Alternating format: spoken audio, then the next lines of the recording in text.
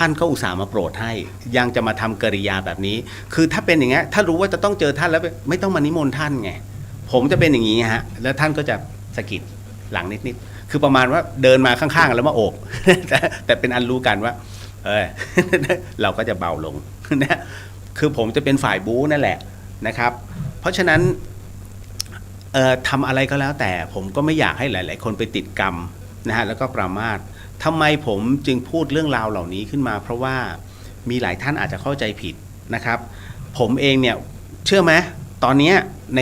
ในหน้า Facebook ผมเกรงมากที่เกรงมากเพราะว่าบังเอิญมีกลุ่มศิษย์ของหลวงพี่หลายๆท่านนะครับที่เหมือนกับว่าอยากจะรู้เรื่องราวของท่านแล้วก็แอดผมเป็นเพื่อนแต่ผมเนี่ยเป็นคนหยาบผมพูดตรงๆเลยนะฮะ หลายคนอาจจะคาดหวังว่าเฮ้ยเลียวเดอะเฮียนมันประมาณไหน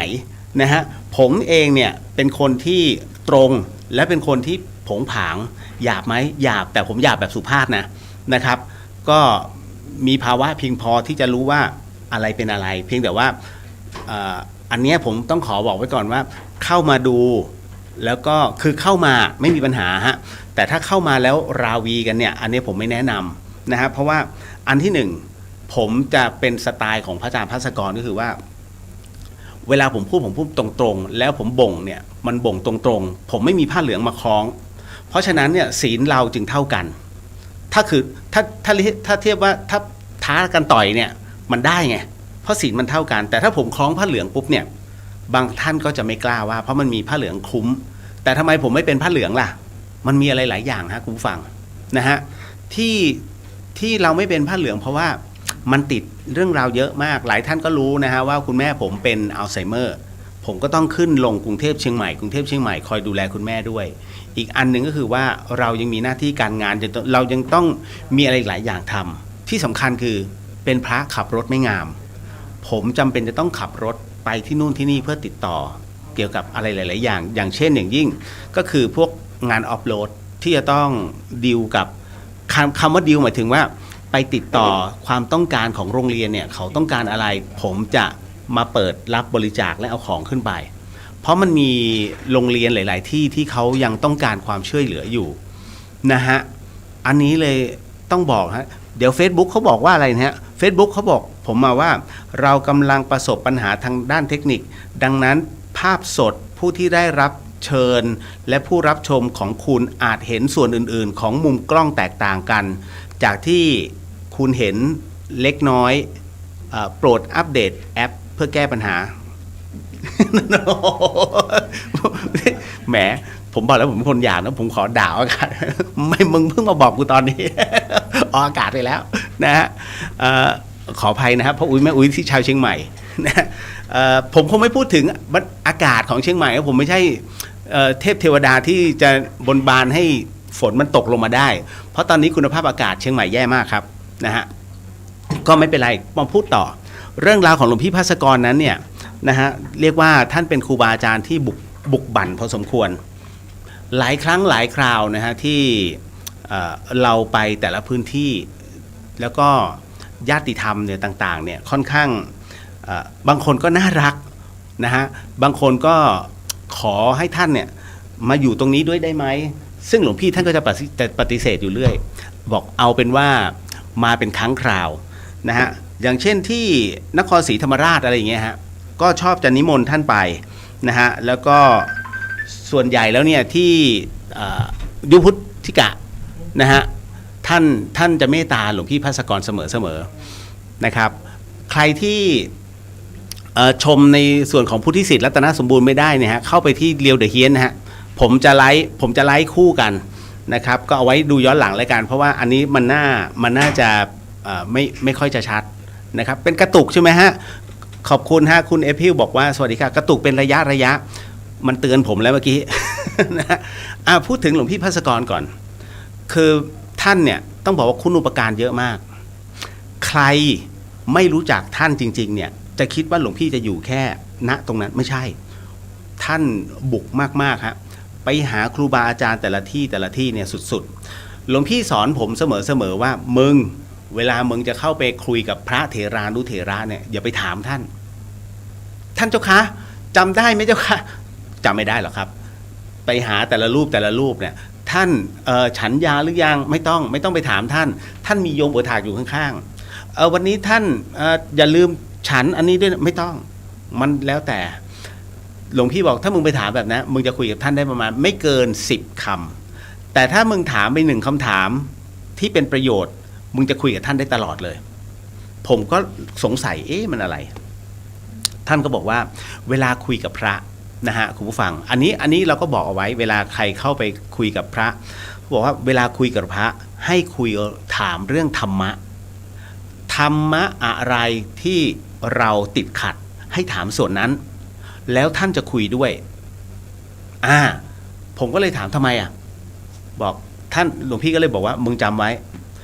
พระท่านเคารพธรรมเป็นธรรมของพระพุทธเจ้าพอพูดตรงนี้ปุ๊บผมเก็ตเลยฮะว่านี่คือธรรมะของพระพุทธเจ้าซึ่งถ้าเราจะคุยกับครูบาอาจารย์เนี่ยควรจะคุยเรื่องธรรมแล้วท่านจะคุยผมก็ทดสอบจริงฮะ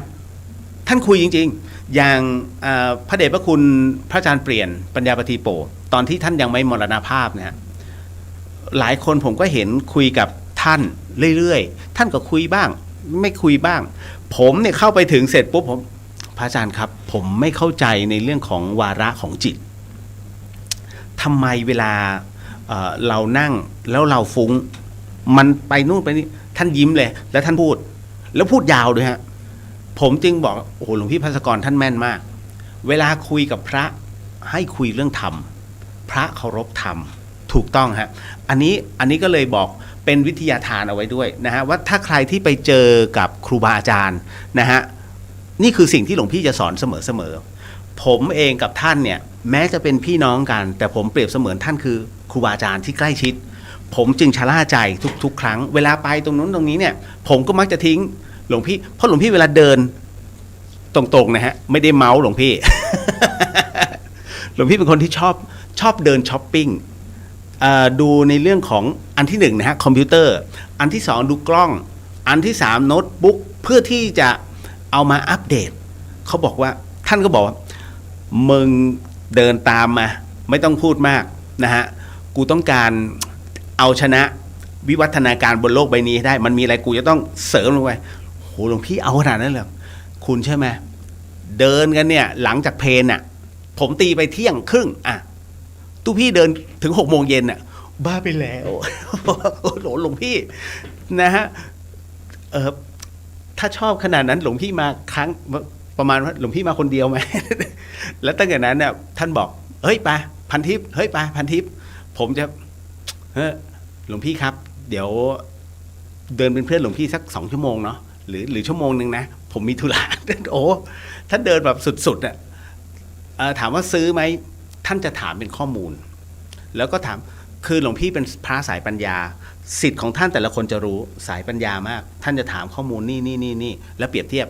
ไปดูดิไอ้ร้านนั้นว่าไงตึ๊ดท่านจะหาสิ่งที่ดีที่สุดท่านจะจับเอาประโยชน์ที่ดีที่สุดนะมาสรุปแล้วตัดสินใจซื้อร้านไหนนี่คือพระภาสกรนี่แหละฮะก็เลยคือทั้งหมดทั้งมวลเนี่ยผมเอามาเนี่ยมันเป็นมุมมองที่เรากระจายได้แล้วมันเป็นประโยชน์นะครับแน่นอนที่สุดฮะทุกคนมีทั้งด้านดีและด้านเสียหลวงพี่ภัสกรก็มีด้านเสียนะฮะคือเอาง่ายๆท่านใจร้อนแต่ร้อนในที่นี้หมายถึงว่าตัดสินถ้าคิดทำอะไรแล้วหลวงพี่ทำนี่คือข้อเสียโดยที่ท่านไม่คำนึงว่าเฮ้ยไอ้ของอันนั้นมันจะหายากไหมไม่ท่านก็จะนึกเลยลีดเจ้ากรรมนายเวรเลยใครวะตามง่ายเรียกใครวะโทรตามง่ายเรียกเฮ้ยช่วยหานี่ให้หลวงพี่หน่อยเฮ้ยช่วยหานี่แล้วท่านเอามาประกอบกันฮะสุดยอดมากพระภาสกร นี่คือความแบบถ้ามองในแง่ดีคือท่านเป็นผู้ที่บริหารและจัดการเก่งมากนะฮะก็เลยอยากจะเอาตรงนี้นะฮะเอาไว้มาถามว่าจงจำในสิ่งที่เป็นมุมดีๆของหลวงพี่นะฮะแล้วคุณจะรู้ว่าหลวงพี่ทิ้งอะไรไว้เยอะมากเป็นปริศนาธรรมผมกับท่านเนี่ยเคยงงเป็นไก่ตาแตกอยู่ครั้งหนึ่งก็คือวันที่ผมไปไร่ทิพย์ขออภัยสวนทิพย์นะฮะสวนทิพย์ที่ปากเกร็ดก็คือไปกราบหลวงปู่บุญยฤทธิ์ด้วยกัน นะฮะหลายๆท่านก็เคยได้ไปเนาะนะอีกหนึ่งพระสุปฏิปันโนตอนนี้ท่านก็มรณภาพไปแล้วผมไปเนี่ยณตอนนั้นปรากฏว่าหลวงปู่ท่อนซึ่งเป็นเรียกว่าสหธรรมิกกับหลวงปู่บุญยริศเนี่ยอยู่พอดีแล้วโยมที่เขาอยู่บริเวณนั้นน่ะ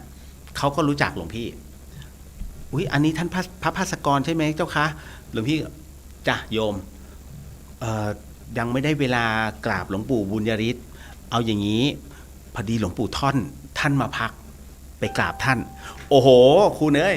เหมือนกับมีไกด์บุญนำหลวงพี่ก็สะกิดไปมึงไปกัน ไปกันพอเสร็จปุ๊บเป็นช่วงที่ท่านกำลังจะมีอุบาสิกาเตรียมเขาเรียกเนยนะฮะเป็นเนยเอาไว้ฉันแล้วก็พวกปรมัตถ์นะฮะคือพวกผักปรมัตถ์เนี่ยมันเป็นสมุนไพรซึ่งพระกรรมฐานเนี่ยฉันได้นอกเพลฉันเป็นยานะฮะก็เตรียมเอาไว้พอเสร็จปุ๊บก็พูดคุยกันอยู่พักหนึ่งฮะหลวงปู่ท่อนให้ปริศนาธรรมแต่ผมไม่เฉลยนะเพราะผมจะเอาไว้สำหรับคนที่ห้าวหลวงปู่ท่อนบอกอ้าวถ้าตอบถูกมีรางวัลนะฮะแต่ถ้าตอบผิดก็ไม่ได้รางวัล หลวงพี่ภัสกรก็รับคำท้าฮะนะฮะหลวงพี่ภัสกรรับคำท้าหลวงปู่ท่อนก็เลยบอกอะไรเอ่ย1ไม่มี2 2ไม่มี3 3ไม่มี4 4ไม่มี5 5ไม่มี6เฮ้ย เดี๋ยวหลวงพี่หันว่าเฮ้ยมึงรู้ป่ะจะรู้ไหมเนี่ยหลวงพี่อันนี้ปริศนาธรรมล้วนๆ นั่นแหละฮะคือตอบเท่าไหร่ก็ตอบไม่ถูกจนหลวงปู่ท่อนเฉลย1ไม่มี2ก่อน1ไม่มี2เสร็จปุ๊บพอเรารู้คำตอบแล้วเฮ้ย2ไม่มี3น่าจะได้สรุปพูดไปผิดอีกหลวงปู่ท่อนก็เลยนำเสนอ2ไม่มี3แล้วจากนั้น3 4 5หลวงพี่ตอบถูกนะฮะจริงๆมันไปจนถึง10ฮะ5ไม่มี6 6ไม่มี7 7ไม่มี8 8ไม่มี9 9ไม่มี10นั่นแหละฮะ10ไม่มี11เป็นปริศนาธรรมนะฮะซึ่งนะตรงเนี้ยถ้าเป็นพระนักปราชญ์จะรู้นะครับแต่ถ้าอย่างเราเอาง่ายๆเป็นผมโง่ กูโง่ นะฮะพ่ออุ้ยแม่อุ้ยที่ฟังอยู่ทางสถานี 104.5 ทราบไหมเอ่ยถ้าทราบนะฮะทิ้งคำตอบมาแล้วเดี๋ยวผมจะมีรางวัลให้เดี๋ยวไว้ขออนุญาตผมไปปฏิบัติธรรมก่อนแล้วเดี๋ยวถ้ากลับมาใครเป็นเพื่อนผมในเฟซคือเดี๋ยวผมจะปลุกเสกของมาด้วยนะฮะเดี๋ยวจะแจกให้หมดเลย ยังจะไม่ใช่ตอนนี้ใจเย็นๆโอ้ยนะฮะเดี๋ยวค่อยมาว่ากันนะเดี๋ยวขออนุญาตนะฮะไม่ได้ทักทายหลายๆท่านเพราะอันนี้เป็นรายการเฉพาะกิจจริงๆแล้วก็พอดีพระอาจารย์ให้มาจัดรายการแทนผู้เป็นเจ้าของเวลานะฮะก็เลยไหนๆก็ไหนๆก็มาพูดถึงเรื่องของหลวงพี่ภัสกรเลยก็เลยอดที่จะไม่ได้ทักทายนะฮะครูฟังหลายๆท่านก็ณตรงนี้ด้วยแล้วกันนะครับดีเจเลียวเดอะเฮียนนะฮะเดี๋ยวขออนุญาตนะขอทักในของเฟซของพุทธิสิทธิ์ก่อนนะคืออันนี้มันกระตุกบ้างนะฮะคุณต้อดีครับสวัสดีครับนะฮะแล้วก็มาถึงพี่เพนพี่มนสวัสดีครับคุณเดียวสวัสดีฮะนะครับคุณเรียนสวัสดีค่ะสวัสดีครับผมนะฮะเมื่อกี้อีเฟซบุ๊กมาเตือนเนี่ยหน้าตีหน้าตบ มันขึ้นกรุณาอัปเดตใหม่ออนแอร์แล้วกูออนแอร์แล้ว เดี๋ยวขออนุญาตนะผมเป็นคนที่ปากจัดและปากไวมากนะฮะแนะนำว่าถ้าใครจะเข้ามาสมัครเป็นเพื่อนผมในเฟซกรุณาแนะนำตัวก่อนนะฮะเพราะว่าถ้ามาแต่หน้าผมจะคิดเป็นอวตารเพราะว่ามันเยอะแล้วผมจะลบทันทีหรือว่าปล่อยค้างเอาไว้ไม่รับเพื่อนนะฮะเพราะว่าบางทีผมจะต้องดูโปรไฟล์ก่อนแต่ละคนคือเจอมาเยอะฮะเจอมาเยอะเข้ามาป่วนเยอะแล้วใช้คำพูดมันค่อนข้างเหมือนสะใจอ่ะเหมือนเสร็จปุ๊บไม่คุณกำลังทิ้งคำว่าวจีกรรมเอาไว้ให้กับตัวเองเรื่องของกรรมมันเขาเรียกเนยมีผลกระทบเป็นเนยเอาไว้ฉันหลวงพี่ภัสกรแล้วก็จะเก่งมากแล้วก็พวกในเรื่องของการเทศในเรื่องของกรรม ก็หรือว่าคารมะตำราที่ถูกแปลเป็นภาษาทั้งจีนสเปนไทยนะฮะแล้วถ้าจำไม่ผิดนะฮะเวียดนามเนี่ยมาขอพระอาจารย์ท่านนะฮะในเรื่องของการพิมพ์นะฮะในเรื่องของบททั้งหมดทั้งมวลเนี่ยในเรื่องของสมดุลโลกสมดุลใจสมดุลธรรมซึ่งท่านเขียนบรรยายเอาไว้แล้วหาจริงๆนะฮะหลวงพี่เป็นคนหาเหตุและผลนะครับหลายๆคนที่เป็นศิษย์ท่านย่อมรู้ดีคือผมเชื่อมั่นว่าหลายๆคนเมื่อฟังพระอาจารย์เทศแล้วเนี่ยไม่ได้มากก็ได้น้อยในเรื่องของความเข้าใจแต่ถ้าบอกว่าไม่ได้เลยเนี่ยอันนี้เขาเรียกว่าถูกบังคับมาแต่หลวงพี่เองเนี่ยเป็นผู้ที่ถ้าใครบังคับมาแล้วมีปัญหาท่านจะตรงเข้าไปหาแล้วถามว่าโยมไม่เข้าใจตรงไหนโยมอยากจะเข้าใจตรงไหนถ้าโยมบอกว่าถูกบังคับมาโยมหลวงพี่ก็จะแกะตรงนั้นฮะท่านเป็นแบบนั้นจริงๆนะฮะเดี๋ยวนะครับอันนี้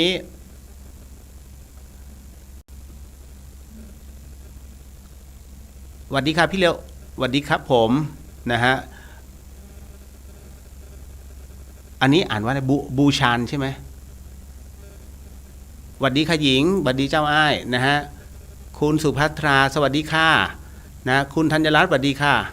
นะครับคุณทิติพันธ์ไม่เป็นไรชอบฟังเรื่องของพระอาจารย์ค่ะ นะฮะมุมน่ารักของหลวงพี่มีเยอะฮะจริงๆคือ13 ปีที่ผมอุปถากท่านน่ะถ้าเล่าเป็นฉากๆเป็นตอนๆเนี่ยผมน่าจะย่นเท่าที่ถ้าใกล้ชิดท่านจริงจาก13 ปีน่าจะเหลือสัก8 ปี ที่นั่งอยู่แล้วก็เฮ้ยไปส่งกูขึ้นวัดเฮ้ยไปตลาดพระไปที่นู่นไปที่นี่เป็นไงเพราะว่าคือบางทีผมก็งอนท่านจริงๆคุณหลวงพี่นี่เป็นอะไรที่สุดยอดมากนะฮะแต่ท่านน่ารักฮะส่วนภาพรวมท่านเป็นคนที่น่ารักแต่ดุดันเพราะต้องการเหมือนกับสอนน่ะถ้าต้องเข้าใจท่านด้วยนะเวลาอยู่กับท่านถ้าไม่เข้าใจท่านเนี่ยหลายคนโกรธมีแล้วก็ด่าท่านก็มีจริงๆเพียงแต่ว่าผมมาเป็นน้องผมทำอะไรมากไม่ได้ท่านพูดเต็มที่ผมเคยโมโหท่านอยู่ครั้งเดียวที่ผมเล่าให้ฟังในเฟซให้ผมตัดคาราโอเกะแต่ให้ผมทำไปก่อนโดยที่เป็นคุณจะปาดยังไงโหสิครับทุกพี่ คืออย่างนี้ท่านบอกว่ามึงปาดคาราโอเกะหลวงพี่ผมปาดไม่ได้หลวงพี่ต้องมีเสียงมาให้ก่อนมึงปาดไปก่อนนั่นแหละผมถึงคือคุยกันไม่รู้เรื่องจนทุบโต๊ะหลวงพี่เข้าใจไหมผมต้องปาดตามเสียง ไม่ใช่ให้โยงเข้ามาอ่านตื้อตามไม่ใช่มันต้องมีเสียงมาแล้วเราก็ปาดแล้วเวลาโยงเขาจะสวดค่อยปิดเสียงคราวนี้มันก็เป็นตัวปาดที่สมมุติท่านไม่เข้าใจ อันนี้ผมเก็ตนะฮะในส่วนตรงนี้คุณเจี๊ยบสวัสดีค่ะคุณเลียวสวัสดีฮะนะฮะคุณลินมีคำถามค่ะทำไมถึงเป็นเรียวเดอะเฮียนคืออย่างนี้ฮะผมเนี่ยเมื่อก่อนนี้เล่นไฮกิโดนะครับที่มหาวิทยาลัยแล้วคราวนี้ผมมาเป็นหน้าเหมือนกับลูกชายของเซนเซก็คือ ท่านก็บอกว่าท่านมีลูกชายอยู่ที่ญี่ปุ่นชื่อว่าเลียวแล้วคราวนี้ถูกรถชนตายแล้วพอผมไปเรียนเนี่ยแกก็จะมาเทคแคร์ผมเป็นพิเศษเขาเซนเซก็จะขอเรียกว่าเลียวตลอดได้ไหมผมตามใจเลยครับตั้งแต่นั้นมาผมชื่อเลียวมาตลอด หลวงพี่จะเรียกนิกชื่อแท้ๆผมคือนิกนะฮะแต่เราก็จะรู้ว่าตั้งแต่มหาลัยเป็นต้นมาเนี่ยจนถึงปัจจุบันเนี่ยอันเนี้ยเรียวถ้าฝ่ายเครือญาติจะเรียกว่านิกนะผมก็จะติดเรียวมากกว่าเวลาเพราะหลวงพี่ภัสกรชื่อนิกนะฮะชื่อเล่นของท่านจริงๆชื่อนิกเพราะฉะนั้นนิกกับนิกสองนิกอยู่ด้วยกันไม่ได้ นะท่านเวลาท่านด่านะไอ้นิกมึงงี้เฮ้อกูก็มันเหมือนด่าตัวกูเองว่ะ หลวงพี่ภัสกร นะคือเวลาท่านด่าผมว่ามันกูรู้นะว่ามึงไม่เจ็บเพราะว่ามันเหมือนว่ากูด่ามึงด้วยกูก็ด่าตัวกูเองด้วย หลวงพี่ภัสกรนะจะเป็นงั้นนะฮะคือชื่อมันไปเหมือนกันไงผมว่าหลวงพี่ก็เรียกเลี้ยวแล้วกัน ตั้งแต่นั้นก็หลวงพี่ก็เลี้ยวบ้างนะฮะซะส่วนใหญ่นะครับแล้วก็อย่างหนึ่งเดอะเฮียนมันเป็นรายการ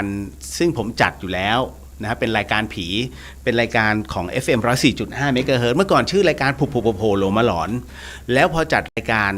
ผมเนี่ยที่ผมเตือนหลวงพี่เอาไว้ตั้งแต่ตอนต้นว่าหลวงพี่เนี่ยจะเป็นโรคหัวใจแล้วดีไม่ดีหลวงพี่จะเป็นเหมือนผมก็คือตายผมพูดไปนานแล้วนานมากๆฮะจนคือท่านเป็นคนรับฟังแต่ท่านคิดว่าเราคือคนใกล้ชิดคนใกล้ชิดเขาเรียกไม่ค่อยจะมองหรือว่าไม่ค่อยจะคิดตามคิดว่าเป็นการพูดเล่นท่านจะเป็นอย่างนั้นเหมือนกับพี่ท่านน้องท่านน่ะโตมาด้วยกันต่อให้พระภัสกรเนี่ยเป็นพระที่นักเทศระดับประเทศระดับโลกแค่ไหนนี่ก็คือพี่ฉันน้องฉันโตมาด้วยกันไงเพราะฉะนั้นความซึมซับจึงยากในเรื่องของความเป็นปัจเจกเนี่ยมันค้ำกันอยู่ดังนั้นจึงแน่นอนครับผมเตือนท่านเพราะว่าผมจัดรายการเนี่ยตอนนั้นชื่อว่าผุโผล่โลมาหลอนเที่ยงคืนถึงตี 3แล้วตื่นเช้าผมจะตื่น7 โมงนะแล้วนอนไม่หลับแล้วจากนั้นเนี่ยเตรียมข้อมูลเตรียมข่าวแล้วก็ผมไม่มีทีมงานฮะทำอยู่ประมาณ8 ปีแล้วมันฮีททำทุกวันพอมันฮีทเสร็จปุ๊บตายเลยที่ลำพูนฮะนะครับนั่นคือครั้งแรกแล้วก็ฟื้นขึ้นมาตอนที่ฟื้นเนี่ยหลวงพี่ภัสกรมาจับมือข้างขวาผมนะฮะที่เตียงนอนเลยที่โรงพยาบาลเลยก็เลยฟื้นขึ้นมานะฮะท่านยืนแผ่เมตตา5 นาทีตั้งแต่นั้นเป็นต้นมาเนี่ยผมพยายามจะพอเราไปเห็นภาพที่ผมไม่เคยเชื่อสิ่งที่ผมเล่าในผุโผล่โลมาหลอนเนี่ยคือน้องเขียนแล้วส่งมาผมก็จะเล่าตามบรรยากาศเนื่องจากว่าผมเป็นอนาลเซอร์ผมเป็นผู้บรรยายสารคดีผมเป็นนักอ่านสปอตนะทีวีและวิทยุและอีกอย่างเราก็เป็นนักจัดรายการ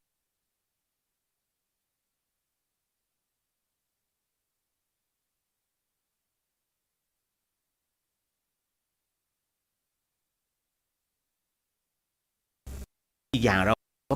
จัดรายการคนเบื้องหลังอยู่แล้วเรื่องของสิ่ง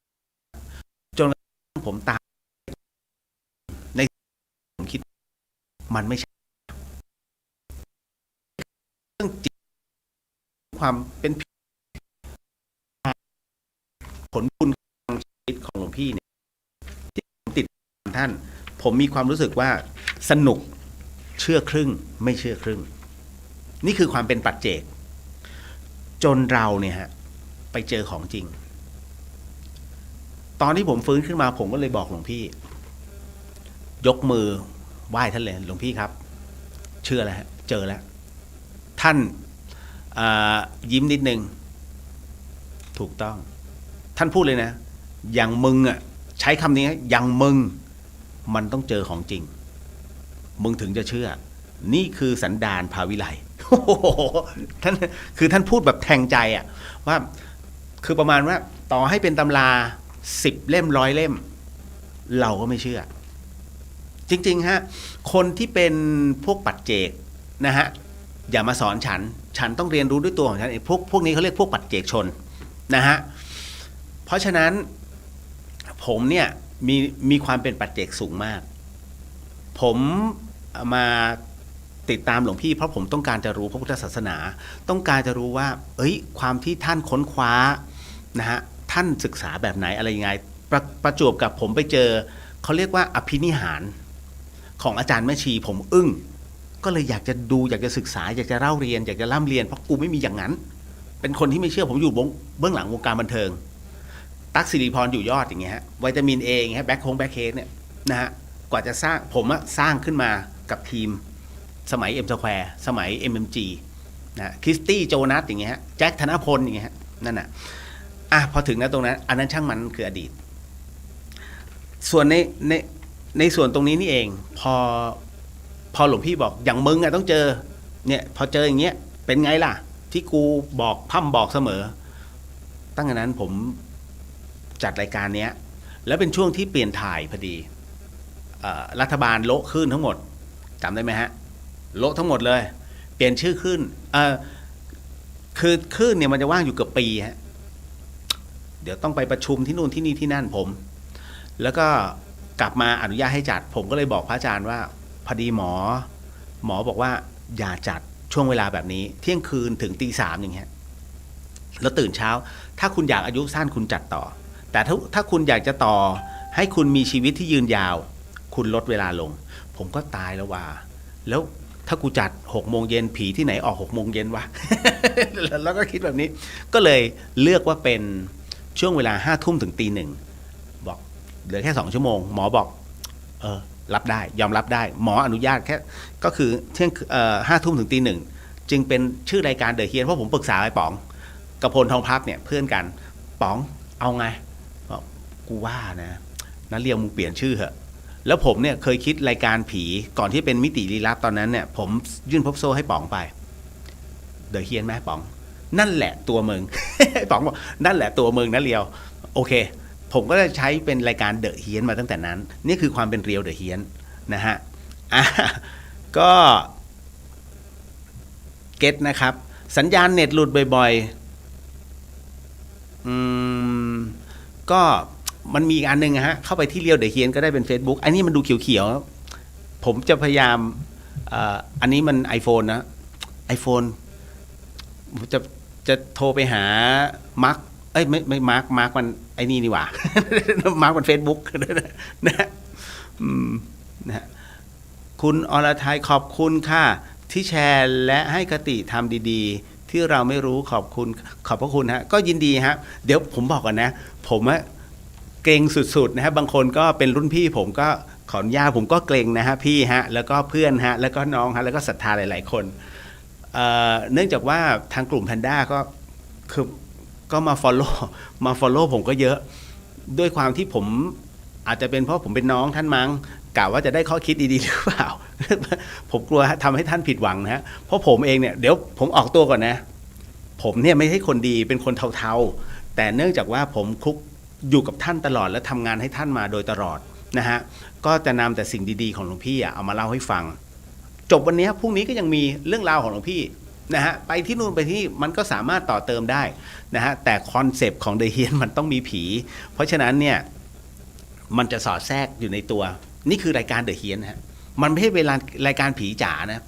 คือคนเชียงใหม่จะรู้ว่าเดอะเฮียนเนี่ยมันเหมือนกับเป็นการตอบคำถามธรรมะถ้าส่วนใหญ่ใครที่มีคำถามปุ๊บเขาก็จะตอบขึ้นมาถูกมั่งไม่ถูกมั่งก็จะพยายามบางคนก็ด่ากลับมามึงมั่วแล้วก็ถ้าอยากรู้ความจริงไปถามพระไม่ใช่ถามผม แต่ขออภัยคือบางทีผมก็จะบอกว่าอยากรู้ความจริงอยากรู้ละเอียดไปถามพระแต่ถ้าอยากรู้ส่วนๆถามกู ผมวันนี้แล้วหลวงพี่ก็จะมายืนคุมแล้วก็ประมาณว่ายักคิ้วประมาณเดี๋ยวมึงจะโดนคือท่านจะคอยกำกับผมแรกๆกลัวผมหลุดแต่พอหลวงพี่ภัสกรนะพอเห็นผมไปได้ท่านก็จะทิ้งหลวงพี่น่ารักมากท่านเป็นคนที่ทิ้งเวทีฮะพระอาจารย์ภัสกรเป็นคนที่มองก่อนว่าไอ้เนี่ยถนัดอะไรแล้วท่านก็จะให้ทำตรงนั้นท่านบอกว่าหลวงพี่จะทิ้งเวทีไว้ให้นะทำตรงนี้ได้ทำแต่ถ้าทำไม่ได้ติดตรงไหนมาถามหลวงพี่ถ้าหลวงพี่ทำให้เองได้เดี๋ยวทำให้ท่านจะเป็นคนนี้ฮะผมเมตตาสุดๆจริงๆผมเชื่อมั่นว่าครูบาอาจารย์หลายๆรูปเมตตาทุกรูปนะฮะเพียงแต่ว่าอันนี้คือความเป็นพระภัสกรอีกมุมหนึ่งที่หลายๆคนไม่เคยเห็นไม่เคยเจอนะฮะบนวัดฝายหินเนี่ยท่านเดินทั่วตรงไหนมีอะไรบ้างนะฮะท่านก็จะเดินไปแย่อย่างพระอาจารย์พระครูสมุวิสุวัตรวรกิจโจซึ่งเป็นรักษาการเจ้าอาวาสเนี่ยหลวงพี่เปิดประตูสวัสดีครับอาจารย์ไหนเป็นไงบ้างมีอะไรขัดไหมถ้ามีเดี๋ยวถ้าผมมีอยู่เดี๋ยวผมถวาย โอ้คือพระถวายพระอย่างเงี้ยฮะเนี่ยพระอาจารย์ภัสกรคุณเกื้อกูลสวัสดีค่ะคุณเดียวสวัสดีครับผมนะฮะคุณลินเคยเข้าคอร์สเรียนวิปัสสนากรรมฐานกับพระอาจารย์ภัสกรสนุกมากค่ะท่านมีเรื่องเล่าตื่นเต้นตลอดไม่ง่วงฮะต้องเจออะไรล่ะเขาเรียกว่าสิงห์เหนือเสือใต้ฮะหลวงพี่ภัสกรกับพระอาจารย์กเชนหาตึงแล้วอีกรูปหนึ่งที่เป็นบัดดี้แล้วท่านจะฟังไม่เบื่อก็คือพระอาจารย์ภัสกรกับท่านว.วชิระเมธีทุกครั้งไปเนี่ยนะฮะ ไปอินเดียผมก็ตอนนั้นมีไปอินเดียกับไปพม่าเนี่ยที่ไปพร้อมกันมีพระอาจารย์คเชนมีตุพี่มีท่านวออินเดียมีท่านจันอีกรูปหนึ่งเป็นสี่นะฮะโอมันสนุกฮะนั่นแหละฮะ ต้องอยู่ในเหตุการณ์ถึงจะสนุกฮะคุณมนายาสวัสดีค่ะเพิ่งเข้ามาชมจากกทมค่ะโมทนาสาธุว่าผมเกรงมากผมกลัวจะหลุดเพราะผมเป็นคนปากหมาผมเป็นคนปากแรง ขอสาธุเห็นไหม ผมเป็นคนปากแรงมากปากร้ายมากแต่ว่าไม่ได้มีอะไรนะผมสไตล์ตัวพี่แต่ว่าผมเป็นอะไรที่จะคุยกับน้องๆออฟโหลดแล้วคือประมาณว่าเฮ้ยของเนี่ยเด็กเขาต้องการแบบนี้ที่โรงเรียนแบบนี้เดี๋ยวเราหาแบบนี้เลยการหาศรัทธาไม่เป็นไรเดี๋ยวตรงนี้เดี๋ยวพี่รับหน้าที่เองศรัทธาพี่เยอะ ผมก็จะบอกอย่างนี้เพราะว่าจะมีกลุ่มสิริวิสุทธิธรรมเนี่ยที่จะมอบของกับกองบุญหมื่นฟ้าสาธุตู้อุ้ยขอบคุณมากครับคุณนิดด้วยนะฮะที่ส่งของให้ผมขึ้นดอยตลอดในโปรไฟล์ผมอะไม่ว่าจะเป็นพุทธิสิทธิ์หรือว่าเรียวเดอะเฮียนถ้าคุณย้อนกลับไปเนี่ยคุณจะเห็นภาพบนดอยที่ผมเอาของไปแจกให้บนดอยเพราะเด็กเขาต้องการของและโรงเรียนต่างๆหลวงพี่จะด่าผมเลยมึงนี่พวกโพธิสัตว์พูดอย่างนี้เลยนะเพราะว่าพวกโพธิสัตว์หมายถึงว่าพวกที่มีความเมตตาสูงเอาเพื่อนเอาฝูงนะเอาพักเอาพวกแล้วก็เขาเรียกว่าให้ใจกับบริวารทุกๆคนเหมือนผมเวลาผมก็จะบอกกับน้องๆออฟโหลดว่าพวกแกจะโกรธพี่ไม่ว่าพี่ไม่เคยโกรธพวกแกนะฮะเพราะว่าเราทุกคนทำประโยชน์ด้วยกันคือที่ผมพูดอย่างเงี้ยไม่ใช่ผมดัดจริตเพราะเราตายมาแล้วฮะคุณผู้ฟังผมมาตายมาแล้วฟื้นขึ้นมาสิ่งที่ผมบอกทุกคนว่าเฮ้ยอย่าโกรธกันเลยเพราะว่าช่วงเวลาเนี่ยมันสั้นมากคุณตายเนี่ยตอนที่คุณตายคุณจะร้องขอวินาทีขอกูหายใจมาฟื้นขอพูดกับแฟนขอเคลียร์งานขอสั่งเสียลูกหมดสิทธิ์นะฮะคุณไม่มีโอกาสที่จะหายใจอีกเครือกหนึ่งขึ้นมาได้เพราะฉะนั้นเนี่ยความตายถามว่าน่ากลัวไหมจะบอกน่ากลัวคือน่ากลัวจะบอกไม่น่ากลัวก็คือไม่น่ากลัวอย่างผมเนี่ยผมกล้าพูดเต็มปากเต็มคำว่าความตายไม่น่ากลัวเพราะเราตายมาแล้วแต่แล้วเราควรจะเตรียมตัวแบบไหนอันนี้เอาไว้ว่ากันในภายภาคหน้านะฮะในเรื่องราวตรงนี้นะฮะแต่ผมถึงจะบอกน้องๆไปว่าเฮ้ยเราอย่าโกรธกันเลยอย่างน้อยเนี่ยฉันก็มาตรงนี้มาง้อแกฉันอายุมากกว่าแต่ฉันไม่เคยคิดว่าตัวเองอายุมากกว่าง้อเพื่อเป็นมิตรที่ดีต่อกันนะฮะสร้างเครือข่ายซึ่งกันและกันแล้วเราอยากจะช่วยเหลือซึ่งกันและกันเนี่ยมันระดมความคิดดีกว่าตัวคนเดียวนะฮะนั่นคือสิ่งที่ผมทำหลวงพี่จึงด่าไงนะฮะว่ามึงกับโพธิสัตว์ ผมก็ขับ ผมยกมือขับเวลาพูดกับท่านน่ะนะฮะหลายๆคนก็อาจจะนั่งนี่ไม่คือจริงเวลาพูดกับท่านผมก็จะพนมมือเสมอการพนมมืออันที่หนึ่งแม้ท่านเป็นพี่ผมก็เปรียบเสมือนท่านเปรียบเสมือนครูบาอาจารย์ทุกครั้งฮะจะสังเกตไหมหลวงพี่ครับขอโหสินะครับไม่ได้นินทาอะไรอย่างเงี้ยเป็นต้นนะฮะก็จะขออนุญาตเพราะเราระลึกท่านเปรียบเสมือนอาจารย์คนหนึ่งไม่ใช่พี่ชายนะฮะความเป็นพี่ชายคือพี่ชายแต่ความเป็นครูบาอาจารย์ท่านจะสอนแล้วถ้ามานั่งหลับตานึกท่านสอนอะไรมั่งไหมวะคุณจะนึกไม่ออกแต่ถ้าวันใดวันหนึ่งที่คุณทำบางอย่างออกไปแล้วกำลังจะทำสิ่งนั้นที่มันผิดหรือว่าผิดพลาดเนี่ยคำของหลวงพี่ภาสกรมันจะแวบเข้ามามึงอย่าเห็นไหมมันจะเป็นอย่างนี้จริงๆนะฮะมันเป็นออโต้จริงๆนะฮะนะฮะเดี๋ยวขออนุญาตนิดนึงอันนี้คุณมณยามีใครเข้ากลุ่มไลฟ์แพนด้ายังคะอุ้ยตายแล้วผมประหม่าสุดๆกลุ่มนี้ คือบางคนเขาเก่งในเรื่องธรรมะนะกลุ่มแพนด้าเนี่ยคือบางคนเก่งอยู่แล้วต้องการมาเสริมความรู้ก็คือหลวงพี่ให้แต่ผมเนี่ยไม่ได้เก่งผมจับประเด็นของหลวงพี่เรียกว่าหลวงพี่ย่อธรรมะพุทธเจ้ามาแล้วอย่างหนังสือผลบุญอย่างเงี้ยฮะในส่วนของสมดุลใจนะฮะสมดุลโลกที่ในเรื่องของตัวกรรมในชาติที่แล้วกับชาตินี้แล้วจะส่งผลไปในอนาคตนี่ฮะนี่คือหลวงพี่ภาสกรนั่นนะฮะผมก็ย่อท่านลงไปอีก คือผมเป็นอะไรที่ยอมรับเป็นคนที่ไม่ชอบเลยเว้นเบอร์ นะฮะขอเนี้ยเมื่อกี้ของเรียวเดอะเฮียนของนั้นไปแล้วเดี๋ยวขอเรียวเดอะเฮียนนิดนึงนะ ขออนุญาตนะฮะคุณอุ้ยนะฮะคุณกุชยาสวัสดีค่ะสวัสดีครับผมพ่ออุ้ยแม่อุ้ยส่วนตัวนิดนึงนะฮะ นะครับไล่ทักทายก่อนเดี๋ยวเขาว่าไม่ทักเลย ถ้าเป็นหลวงพี่เดี๋ยวขออนุญาตทักโยมหน่อยนะ ท่านประมาณนี้นะฮะคุณเก๋ใช่ไหมฮะสวัสดีค่ะคุณเรียวดีใจที่ได้รู้จักค่ะเช่นกันครับนะฮะแต่ถ้าบางทีผมผุคำพูดทุเรศหลายๆท่านอาจจะกูลบออกจากความเป็นเพื่อน แทบไม่ทันนะฮะผมนิสัยไม่ดีนะจริงๆบอกตรงถ้าเห็นบางทีผมถึงได้บอกว่าผมก็คือคนหนึ่งซึ่งได้ขึ้นชื่อว่าเป็นคนที่อยู่ดูแลหลวงพี่ภาสกรอยู่ที่เชียงใหม่นะฮะก็เริ่มจะห่างหายจากหลวงพี่ไปก็ประมาณ4 ปี 3-4 ปีเพราะว่า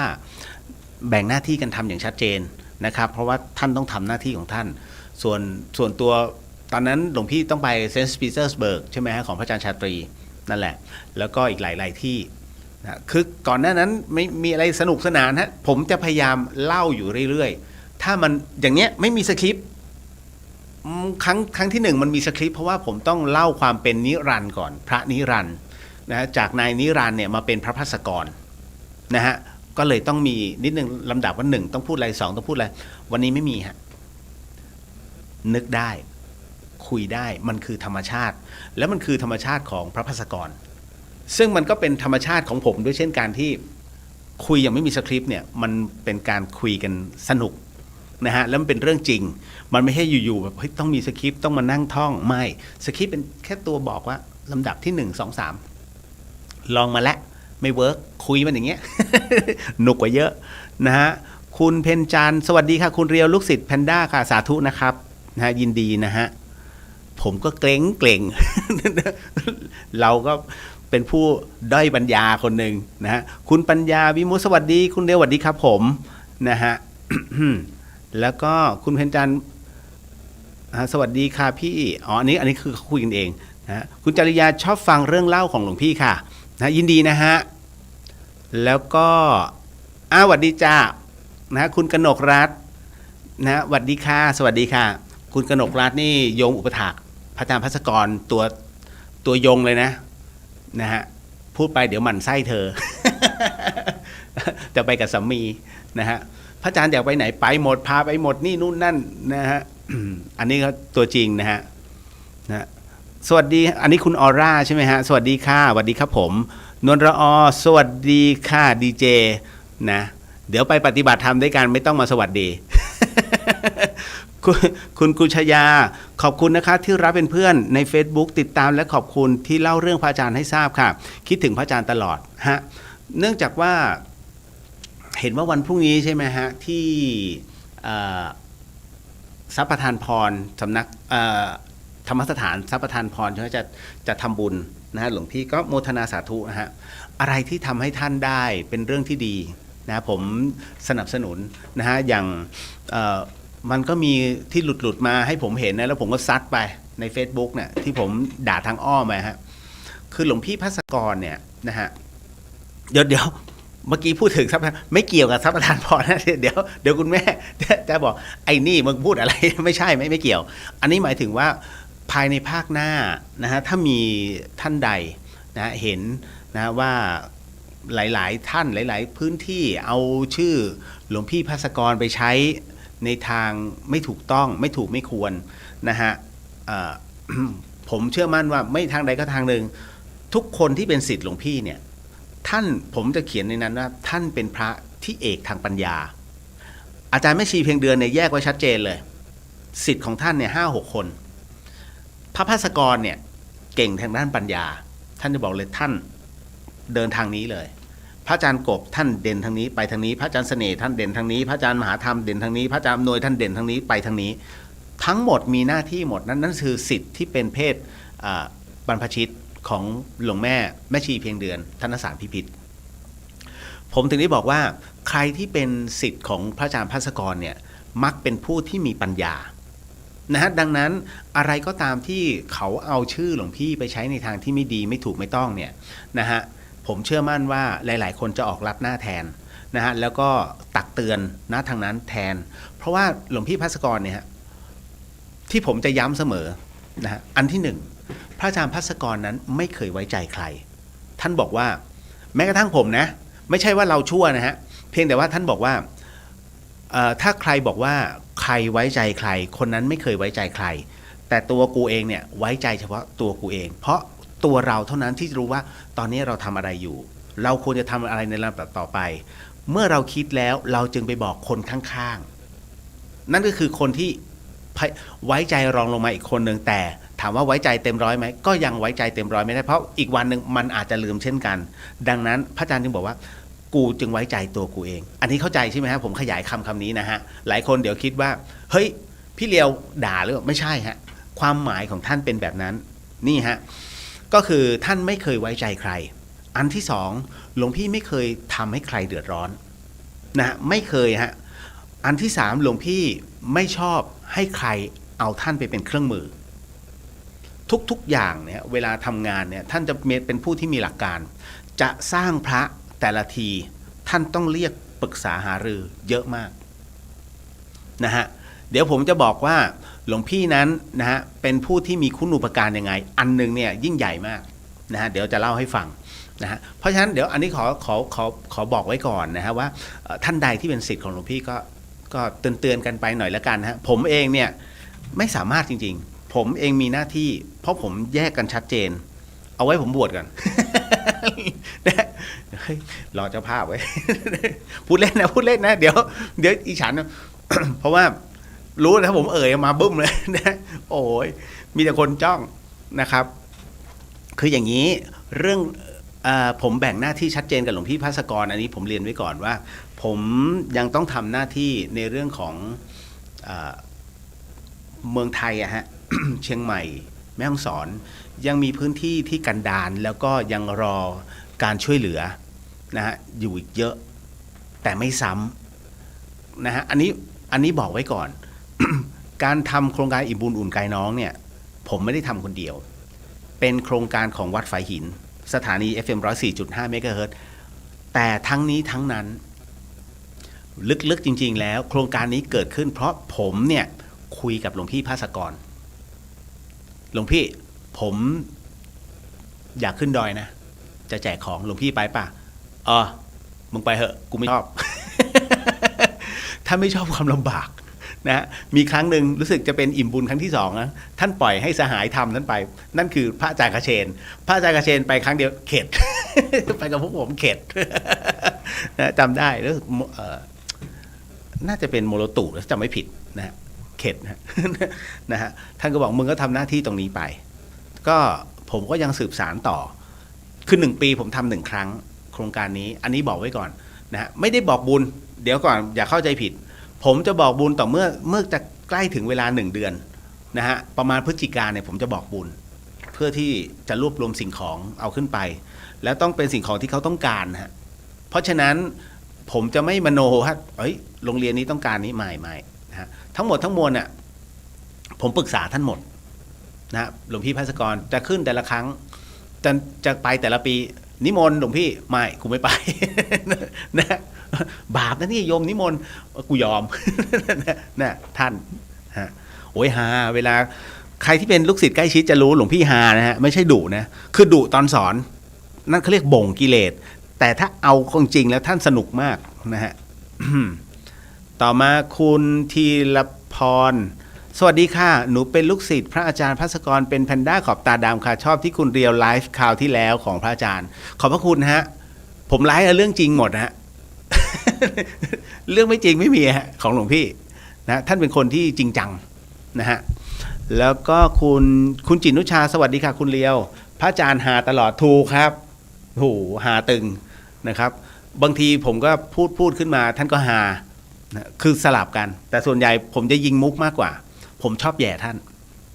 นั่นฮะคุณสมภูมิสวัสดีค่ะสวัสดีครับผมนะฮะคุณจิตนุชชา ทำไมคุณเรียวไม่กลัวผีคะจริงๆแล้วผีคืออะไรเขาทำร้ายคนได้ไหมคะคนกลัวผีเพราะเรามองไม่เห็นและไม่รู้เขาจะทำอะไรเราผิดครับที่ผมไม่กลัวผีเพราะผมคลุกคลีกับเขามาตั้งแต่เด็กๆตั้งแต่เป็นเด็กวัดผมนอนเฝ้าศพ5 บาทที่วัดบางขวางบอกตรงๆเลยเป็นวัดพระธรรมยุทธ์ด้วยตอนนั้นนะฮะคืออยู่ตรงนั้นเวลาเขาเปิดโรงไม่มีฟอร์มาลีนผมก็ไปยืนดูเห็นหนอนตัวเป้งๆอ่ะหนอนแมลงวันอ่ะเกาะขอบโรงอ่ะเพราะศพมันเปียกไงโอ้โหตัวเท่านิ้วโป้งเราก็ดูเหม็นก็เหม็นต้องปิดจมูกเนี้ยดูแต่อยากเห็นไงนะฮะหลงจนกระทั่งหลวงลุงบอกมึงนี่มึงเรียนกรรมฐานโดยไม่รู้ตัวผมก็ยังไม่รู้คำว่ากรรมฐานคืออะไรเขาเรียกอสุภกรรมฐานนั่นคือสิ่งที่รู้จักฮะตั้งแต่เด็กถามว่ากลัวไหมก็ไม่กลัวจนกระทั่งผมตายจริงผมตายเมื่อปี56นะฮะที่ผ่านมานี่เองตายมาหมาดๆนะครับผมต้องบอกว่าผีเนี่ยคือวิญญาณถ้าเป็นหลวงปู่ม่านบอกผีเหรอนั่นน่ะไอ้ที่มันนอนแข็งๆอ่ะผี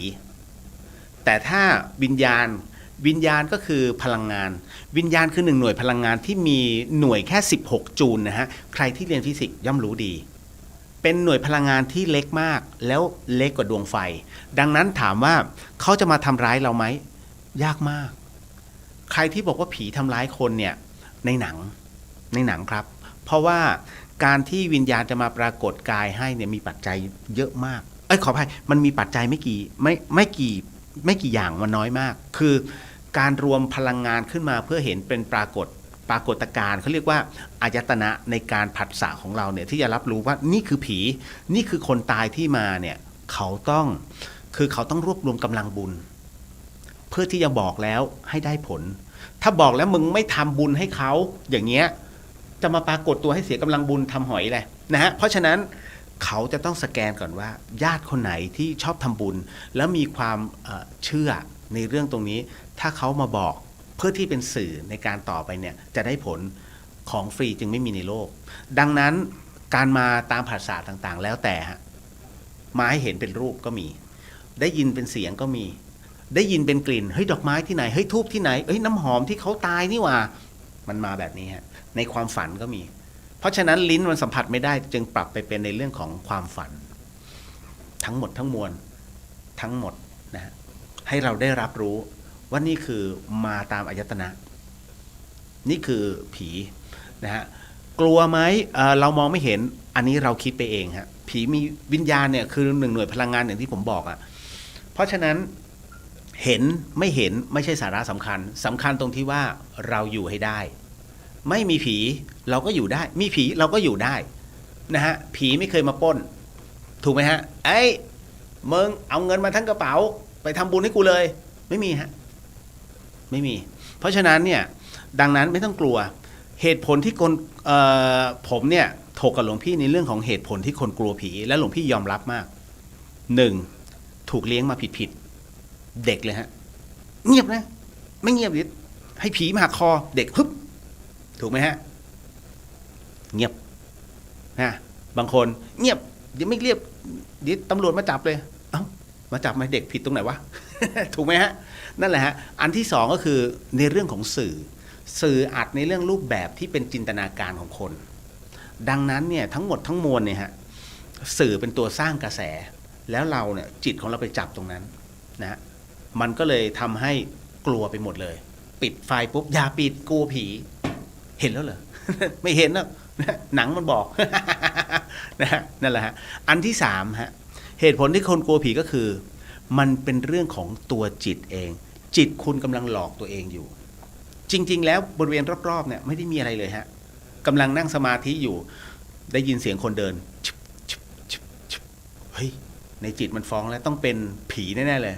หันมาหมายืนเยี่ยวเยอะพระโดนกันเยอะ นะฮะเพราะฉะนั้นเนี่ยอันต่อมาเป็นเรื่องของประเพณีคนบางเผ่าคนบางประเภทถือผีมากกว่าถือพระดังนั้นเนี่ยหลายๆครั้งหลายๆสิ่งนะครับเมื่อเวลาเกิดเข้าตาจนปุ๊บจะบูชาผีมากกว่าหาหมอนะฮะเมื่อก่อนนี้อีสานเห็นไหมฮะมันจะมีอันหนึ่งเขาเรียกว่าผีฟ้า ทำไมจึงเกิดผีฟ้าขึ้นมา จริงๆแล้วผีฟ้าเนี่ยไม่ผีฟ้าเนี่ยเขาเรียกศิลปินนะเป็นการบำบัดด้วยดนตรีบำบัดนะฮะผีฟ้าเมื่อก่อนนี้มันไม่มีเลยหรอกมันก็มีแค่แคนนะกับกลับนะฮะจะเคาะเป็นกองบ้างมันก็ได้นะจะมีอยู่2ชิ้นแล้วเขาก็ลำไปนะฮะจิตของคนป่วยที่กำลังป่วยขั้นโคม่าบางทีก็กลับขึ้นมาบางทีก็ตายไปเลยพอตายปุ๊บเขาจะบอกปอบมันลงแต่จริงไม่ใช่เป็นไข้ป่าเยอะมากครับมันมีเหตุผลและหลักการเชิงวิทยาศาสตร์หมดผมเนี่ยกับหลวงพี่เนี่ยฮะบางครั้งก็เป็นอะไรที่เราเข้ากันได้เพราะว่าผมจะพูดถึงในเรื่องของความเป็นไปได้หลวงพี่จะพูดถึงหลวงพี่เป็นคนที่ชอบในเรื่องของอภินิหารแต่หลวงพี่ไม่พระอาจารย์ภัสกรไม่มีอภินิหารในตัวนะฮะเดี๋ยวจะบอกว่าเอ้ยหลวงพี่มีไม่ใช่หลวงพี่เป็นพระนักเทศหลวงพี่ไม่มีความเป็นวิเศษในตัวแต่หลวงพี่ชอบหาครูบาอาจารย์แล้วก็พระที่มีความเป็นวิเศษในตัวท่านจะเทศก่อนหลวงพี่ภัสกรเป็นคนที่ไม่เชื่ออะไรง่ายๆนอกจากท่านพิสูจน์แล้วนี่คือความเป็นนักวิทยาศาสตร์ตรงๆของท่านนะฮะอันนี้เก็ตแล้วนะผมบอกแล้วนะในเรื่องของผีคุณออนอุมาตามมาจากแพนด้าค่ะ ขอบพระคุณนะฮะคุณปัญญาแพนด้าอีกแล้วทำให้ผมเกรงมากเลยกลุ่มนี้ ผมกลัวพลาดบอกทุกพี่ขอโทษนะฮะทำให้สมาชิกเขาด่า กลัวนะฮะคือผมก็อยู่ในงานนั่นแหละวันที่งานศพพระอาจารย์ภัสกรแต่บังเอิญว่าผมเป็นคนที่เงียบๆผมพิจารณาหลวงพี่มากกว่าต้องขออภัยจริงนะฮะตอนแรกผมไม่รู้หรอกว่ากลุ่มแพนด้าคือหลวงพี่มีหลายกลุ่มมากกลุ่มธรรมสถานนะฮะกลุ่มอะไรล่ะกวดวิชานะฮะแล้วกลุ่มเลยแต่มีอะไรเต็มไปหมดเลยแต่เชิญผมมา2-3 รอบท่านเชิญเองผมหลวงพี่ไม่เข้านะ เยอะเหลือเกินเนี่ยดูในไลน์เนี่ยไม่ไหวนะฮะไม่รู้จะยังไงแล้วแต่ละกลุ่มนะก็พอมาถึงหน้าตรงนี้ผมก็เลยบอกว่ากลุ่มแพนด้าน่ารักมากผมก็ไม่นึกว่ากลุ่มนี้เขาจะเป็นปึกแผ่นนะฮะเพราะว่างานของหลวงพี่เนี่ยเขามากันทุกวันเลยนะฮะแต่ว่าก็สลับกันมานะครับก็โมทนาสาธุนะฮะที่เอ็นดูแล้วก็เมตตาหลวงพี่ภัสกรนะครับอย่างน้อยก็เนาะ ได้รู้จักแล้วเอาล่ะอย่าว่านะ ผมปากงี้นะฮะไม่ผิดหวังค่ะคนฟังจะกล้าถามมากกว่าค่ะเหมือนพระอาจารย์ส่งคุณเลียวมาตอบต่อขยายผมได้ในระดับหนึ่งฮะนะครับอันนี้คุณออนอิสนาใช่ไหมฮะครับผมแพนด้าค่ะคุณปัญญาวิมุตติจะตามฟังหลวงพี่ค่ะถ้าตามฟังหลวงพี่ต้อง ฆ่าตัวตาย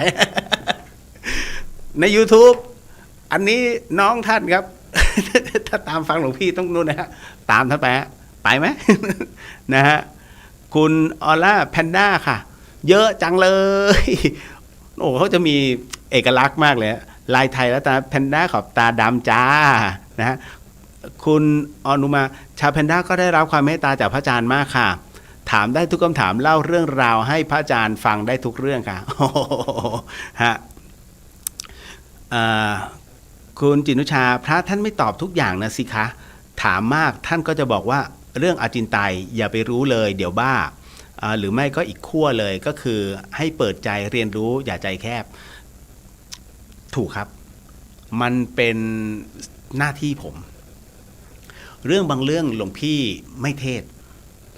เพราะว่าถ้าเทศเนี่ยจะมีผมถึงได้บอกว่าคนมีสองมุมฮะ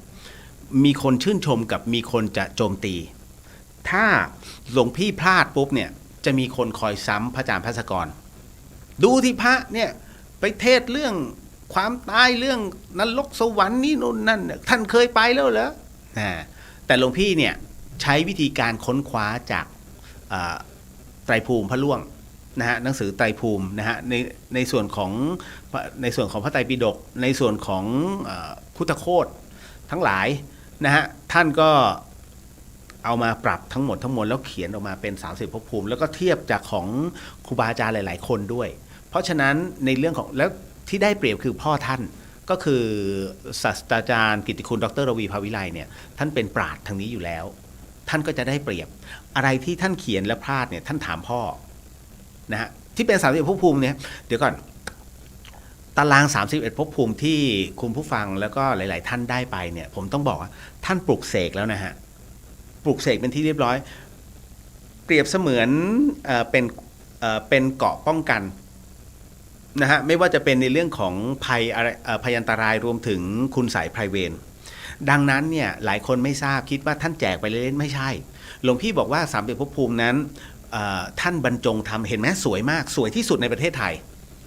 ตาราง31ภพภูมิของท่านนะฮะดังนั้นเนี่ยท่านบรรจงแล้วท่านจะไม่ให้โยมทิ้งท่านจึงทำการปลุกเสกแล้วหาครูบาอาจารย์ปลุกเสกฮะท่านบอกว่าเปรียบเสมือนเกราะว่ะกูให้โยมเขาเพราะว่านี่คือเกราะป้องกันกิเลส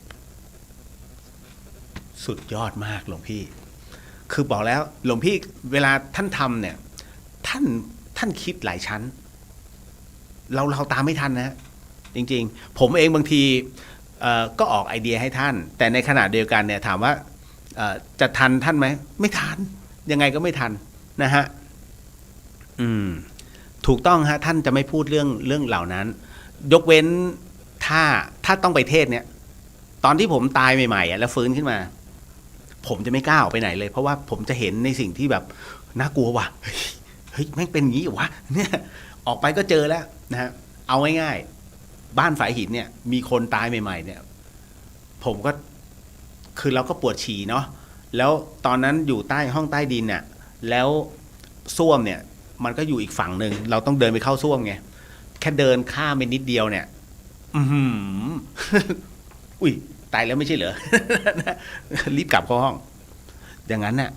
จนกระทั่งท่านมาถามโอ้โหแบบตอนนั้นตัด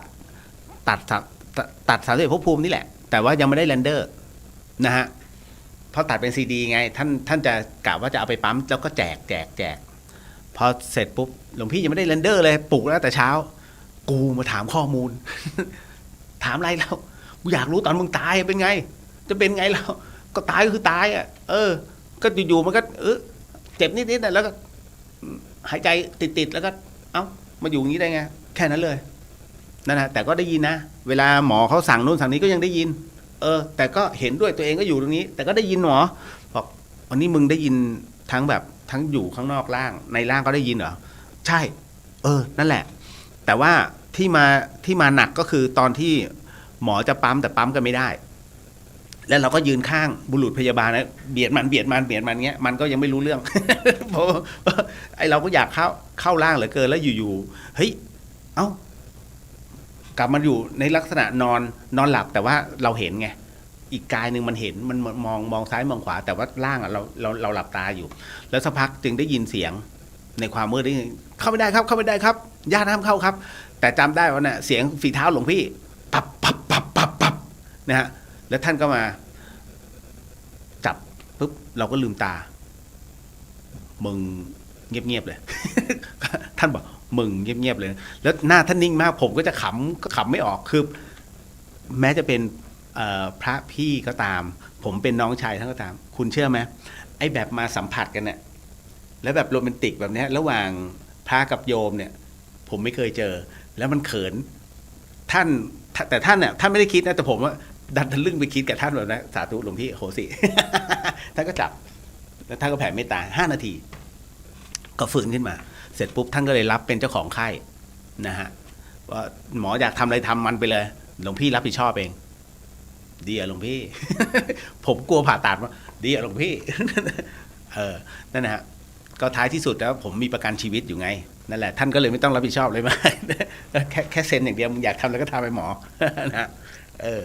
นั่นแหละครับเรื่องของเรื่องท่านตลกนะเอาจริงๆมันมากนะฮะหรือผมเล่าได้อรรถรสวะ นะฮะคุณสมภูมิไม่ต้องเกรงค่ะสบายๆเกรงครับ นะฮะคุณก้อยหนึ่งในครอบครัวแพนด้าขอบตาดำขอบพระคุณนะฮะครับคุณวันเนซ่าสวัสดีค่ะคุณเรียวขอบคุณที่เล่าเรื่องราวของหลวงพี่ให้พอหายคิดถึงได้บ้างไม่เป็นไรนะคะตามสบายตามสไตล์คุณเรียวเลยค่ะพวกเราแพนด้าถูกจริตหลวงพี่ ก็คงถูกจริตคุณเลียวด้วยเช่นกัน ไม่ถูกหรอก ผมเป็นในที่คลายๆผ่อนคลายไม่ต้องอะไรมากมายฮะเพียงแต่ว่าเรารู้ว่าท่านกำลังคิดอะไรอยู่แล้วท่านอยากจะทำอะไรแต่บางทีมันก็แย้งกันระหว่างความเป็นจริงกับสิ่งที่ท่านอยากทำผมเนี่ยจะเป็นคนเดียวที่ขัดท่านเพราะคนอื่นไม่กล้าคนอื่นเข้าไปกระจายหมด จริงๆเป็นตั้งแต่ไหนแต่ไรพอไปต้นอย่างขออภัยนะต้นบุญธรรมสถานอย่างเงี้ยคนอื่นเขา อะไรจะได้เวลาท่านเทศแล้วพี่เลียวโทรตามพระอาจารย์หน่อยสิทำไมเดี๋ยวท่านก็มาท่านรู้ว่าอีก10 นาทีเนี่ยท่านไม่ยอมรับสายถ้าโทรไม่รับหรอกผมก็เลยใช้วิธีคีย์ messenger ไปหลวงพี่อีก10 นาทีจะเทศแล้วแป๊บหนึ่งฮะ2 นาทีท่านตอบกูจะถึงแล้วหน้าประตู โทรเป็นไงนุชเนี่ยเห็นไหมถึงแล้ว เนี่ยท่านเนี่ยเป็นงี้ตลอดเนี่ยหลวงพี่ เนี่ยฮะโอ้ยสนุกฮะคุณจินชาบอกว่าเคยอยากบอกพระอาจารย์หลายครั้งเลยว่าท่านชอบแซวชอบว่าโพธิสัตว์แต่น้ำใจมหาเมตตากรุณาของพระอาจารย์ก็เช่นเดียวกันนั่นแหละค่ะนะฮะแต่ไม่กล้าบอกท่านเพราะไม่อยากโดนท่านว่าบอกไปโดนด่า ถ้าไม่ว่าท่านด่า อันนี้คุณพราใช่ไหมฮะอ่านว่าป้าใช่ไหมฮะ เนี่ยผมไม่คือบางทีผมก็อ่านอังกฤษไม่แตกฉานนะเดี๋ยวจะกลายเป็นแอนเนี่ยอนันต์อ่านแอน นะสวัสดีครับพี่เลียวสวัสดีครับนะฮะแพนด้ามีคนแชร์แล้วค่ะขอบคุณพี่เลียวค่ะขอบพระคุณนะฮะคุณคณิษฐาสวัสดีค่ะสวัสดีครับผมนะฮะคุณศิริลักษณ์พี่เลียวเล่าเรื่องหลวงพ่อได้สนุกมากค่ะหลวงพ่อเลยเหรอ งั้นพี่ก็ต้องเป็นหลวงอา พูดเล่นนะฮะคุณมนัสวีสวัสดีค่ะคุณเรียวมาจากกลุ่มแพนด้าค่ะครับผมคุณมุนาสวัสดีค่ะจากกลุ่มแพนด้าหมดเลยอ่ะชาวเชียงใหม่ไปไหนหมดเนี่ย อ๋อลืมไปชาวเชียงใหม่ฟังอยู่นะ104.50 เมกะเฮิรตซ์อันนี้เป็นรายการของพ่อหลวงสว่างนะฮะ นะฮะพอดีพ่อหลวงไปกรุงเทพแล้วพระอาจารย์วิศวัตรเนี่ยมอบหน้าที่ให้ผมจัดรายการแทนแล้วเนื่องจากว่าจริงๆแล้ววันจันทร์เนี่ยมันจะเป็นรายการเดอะเฮียน5 ทุ่มถึงตี 1แต่ผมเนี่ยต้องติดไปปฏิบัติธรรมที่ชัยปราการจนถึงวันที่10แต่ว่าถ้ายังไงเนี่ยถ้ามีโอกาสผมจะขอหลวงพ่อในการไลฟ์สดให้ได้นะฮะมัน5 ทุ่มถึงตี 1ไงมันเป็นช่วงเวลาของผมอันนี้กลุ่มแพนด้าเอาไว้ดูย้อนหลังนะฮะบางคนก็ไม่สามารถนะฮะบางคนด้วยเจริญอายุวัยแล้ว ต้องรีบนอนนะฮะเอาละคุณกุ้งคุณเรียวเล่าตามความถนัดเลยค่ะพวกแพนด้าจะตามหาจิ๊กซอจากคุณเรียวเองนะได้ฟังทุกเรื่องนะฮะคุณรัตดาพริมใช่ไหมฮะสวัสดีค่ะคุณเรียวฟังคุณเรียวพูดนึกถึงพระอาจารย์เลยค่ะนะฮะผมกับหลวงพี่ถ้าทางทำห่างกันเยอะฮะแต่ถ้าเรื่องคุยกันสนุกสนานก็พอฟัดพอเหวี่ยง นะฮะถ้าหลายๆท่านนะฮะอยากจะได้คำตอบในเรื่องของปัญหาธรรมผมแนะนำว่าพระอาจารย์คเชนสุนทโรซึ่งเป็นเสือใต้หลวงพี่สิงห์เหนือก็คือที่เชียงใหม่พระอาจารย์คเชนเมื่อก่อนที่ใช้คำว่าเสือใต้เพราะว่าเมื่อก่อนท่านอยู่ยุพุทธิกะ03ก็คือสวนประภัยธรรมที่ชุมพรก็จะไปเทศอย่างนี้ตลอดผมก็ผมไปเจอเป็ดแท้ๆก็ที่นู่นเลยยุพุทธเดี๋ยวจะเล่าให้ฟังแต่ถ้าทันนะเพราะตอนนี้มันล่อเข้าไป17:23ผมมีเวลาแค่ก่อน 18 นาฬิกาต้องออก นะฮะแล้วเดี๋ยวไว้มีโอกาสจะมาไลฟ์ใหม่นะฮะ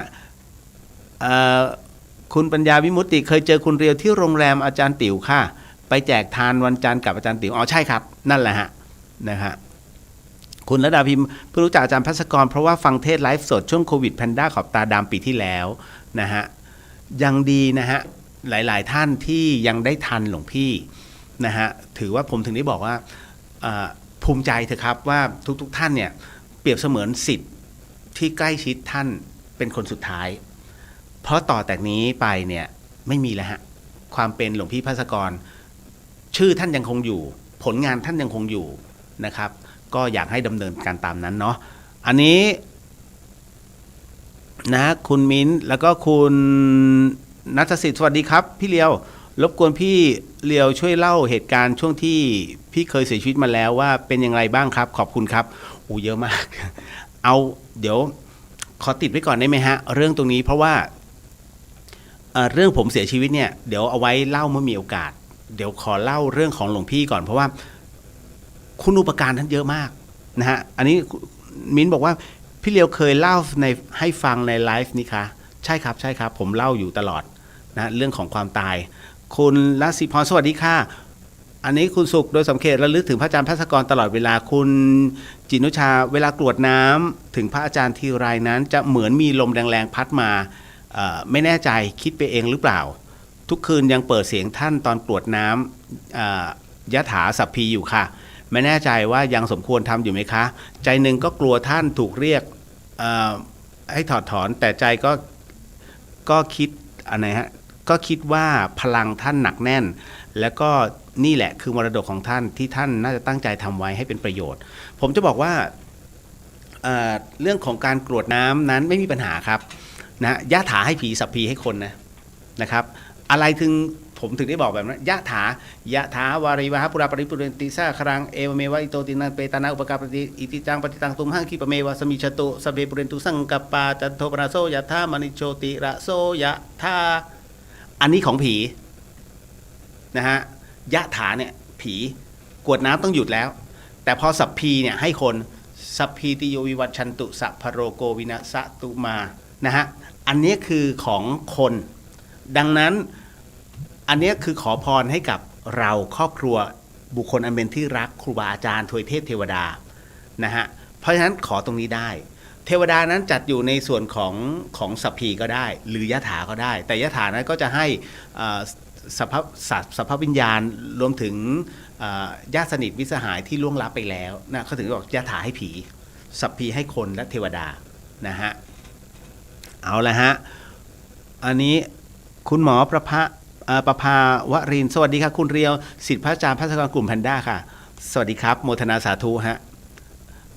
คุณพิมพ์กลุ่มแพนด้าค่ะคิดถึงพระอาจารย์สุดหัวใจเลยน้ำตาคลออีกแล้วใจเย็นๆนะฮะนะฮะ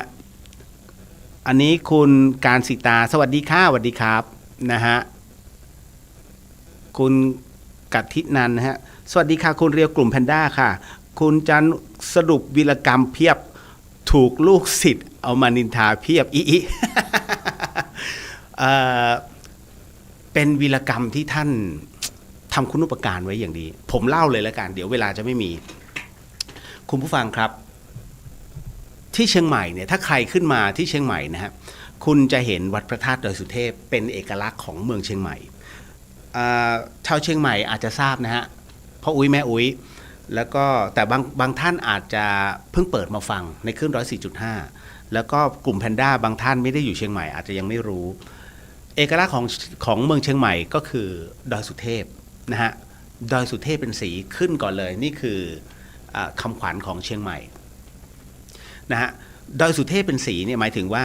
เมื่อใครที่มาถึงจังหวัดเชียงใหม่แล้วมองเห็นดอยสุเทพนี่คือเอกลักษณ์ของจังหวัดเชียงใหม่อันประวัติของพระธาตุดอยสุเทพนั้นเนี่ยสร้างโดยครูบาเจ้าศรีวิชัยนะฮะนักบุญแห่งล้านนาคุณูปการอันเยอะมากๆนะของครูบาเจ้าศรีวิชัยครูบาเจ้าศรีวิชัยนั้นสร้างวัดพระธาตุดอยสุเทพเนี่ยนะฮะวัดพระธาตุดอยสุเทพนั้นเป็นวัดโบราณเก่าแก่มีมาเนิ่นนานและเป็นวัดกึ่งร้างต้องบอกก่อนแต่ทั้งนี้ทั้งนั้นเนี่ยชาวบ้านแล้วก็ชาวเชียงใหม่เนี่ย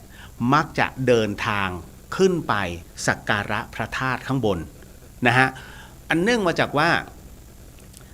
เส้นทางนั้นเป็นภูเขาทั้งหมดทั้งมวลยังไม่มีเส้นทางถนนปัจจุบันครูบาเจ้าศรีวิชัยนั้นเห็นความสำคัญนะฮะว่าการจะขึ้นไปสักการะพระธาตุดอยสุเทพนั้นค่อนข้างจะยากลำบากดังนั้นท่านจึงร่วมกันนะกับกลุ่มพ่อค้านะฮะแล้วก็ประชาชนรวมเงินกันไม่เอาเงินรัฐบาลทักบาทหนึ่งเป็นเงินของขหบดีเป็นเงินของพ่อค้าทั้งหลายเนี่ยนะฮะแล้วก็ประชาชนทั้งเชียงใหม่ลำพูนร่วมกันแล้วจากนั้นทำถนนนี้ขึ้นมาโดยที่อุปกรณ์ทั้งหมดทั้งมวลเอาไปพักก่อนนะฮะที่แรกก็คือวัดศรีโสดา ปัจจุบันนะฮะถ้าภาษาธรรมะเรียกว่ากลุ่มโสดาบันหลังจากนั้นเมื่อท่านทำทางขึ้นไปเรื่อยๆเรื่อยๆนะฮะจนคิดว่าการที่จะเอาอุปกรณ์เนี่ยจากตีนดอยเนี่ยขึ้นไปอยู่เรื่อยๆเนี่ยมันเสียเวลาควรจะหาที่ต้องทำเหมือนเป็นที่พักใหม่นะฮะปรากฏว่าบนนั้นเนี่ยมีวัดร้างวัดหนึ่งฮะชื่อว่าวัดผาลาดนะฮะตอนนั้นเนี่ยวัดผาลาดเนี่ยฮะเป็นวัดร้างมีพื้นที่ไม่มากนักครูบาเจ้าศรีวิชัยมองว่าตรงเนี้ยเรามาแวะพักตรงนี้ดีกว่าแล้วก็เอารถเอาอุปกรณ์เอาเครื่องมือทั้งหลายเนี่ยเอาประชาชนเนี่ยมันพักตรงนี้กินข้าวตรงนี้จึงได้ชื่อว่าเป็นวัดสกิทานะฮะสกิทาคามีนะฮะก็คือวัดผาลาดดังนั้นเมื่อขึ้นไปอีกนะท่านก็มองว่าเช่นเดิมฮะอุปกรณ์ต่างๆแล้วก็ผู้คนทั้งหลายเนี่ยจะขึ้นจะลงเนี่ยมันจะเมื่อยแล้วมันเหนื่อยแล้วเดี๋ยวต้องสร้างให้ถึงนะฮะวัดพระธาตุดอยสุเทพดังนั้นจึงหาพื้นที่พักจึงได้สร้างวัดขึ้นมาวัดหนึ่งชื่อว่าวัดอนาคาชื่อว่าวัดอนาคามีเลยฮะนะฮะแล้วจากนั้นเสร็จปุ๊บจึงดำเนินต่อไปถึงวัดพระธาตุดอยสุเทพซึ่งเขาถือว่า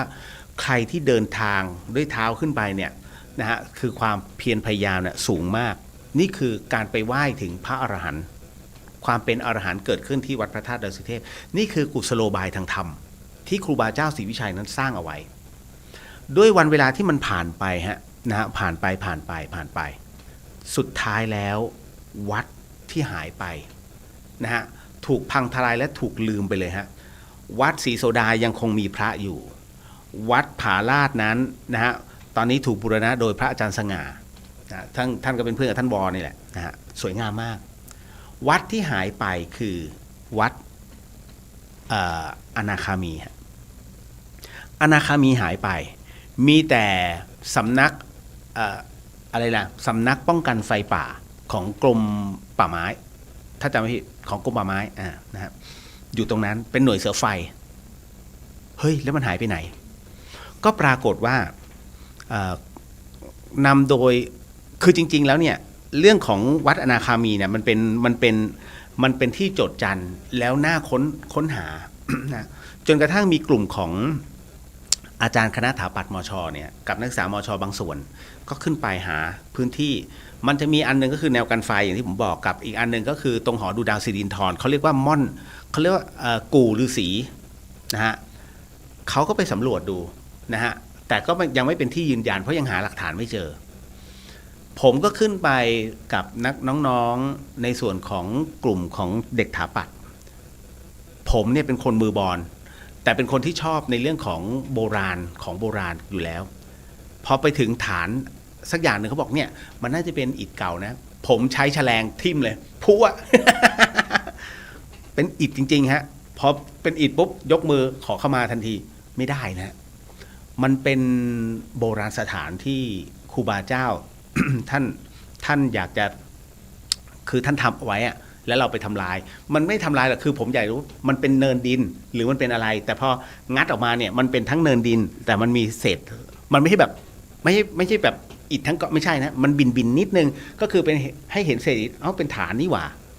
พอเสร็จปุ๊บเนี่ยเอามาคุยกับหลวงพี่ภาสกรหลวงพี่วัดอนาคามีมันหายไปหลวงพี่เอาไงหายไปก็หายไปดิ เฮ้ยแต่วันนี้ไปดูเนี่ยกับท่านตอนนี้บวชไปแล้วนะท่านฟุกนะฮะก็เลยบอกว่าท่านฟุกก็เลยบอกว่าเนี่ยท่านฟุกบอกตรงนี้มันเป็นฐานเก่าเหรอดี